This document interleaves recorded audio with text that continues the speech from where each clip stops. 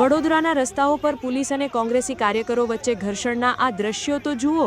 વિડીયોમાં જોઈ શકાય છે કે કેવી રીતે પોલીસે યુથ કોંગ્રેસ અને એનએસયુઆઈના કાર્યકરોને ઢસડીને ટીંગાટોળી કરીને ગાડીમાં નાખ્યા।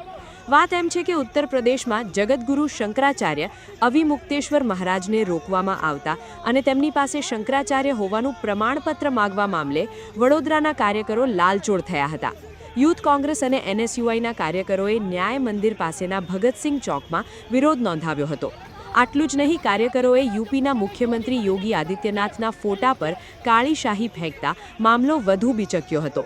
ક્રાઇમ બ્રાન્ચ સહિત રાવપુરા અને નવાપુરા પોલીસના કાફલાએ બળ પ્રયોગ કરીને યુથ કોંગ્રેસ પ્રમુખ પવન ગુપ્તા અને એનએસયુઆઈ પ્રમુખ અમર વાઘેલા સહિત 7 કાર્યકરોની અટકાયત કરી હતી, જ્યાં કોંગ્રેસે ભાજપ પર હિન્દુ સંતોનું અપમાન કરવાનો ગંભીર આક્ષેપ કરી પોલીસની કાર્યવાહી સામે પણ રોષ ઠાલવ્યો હતો।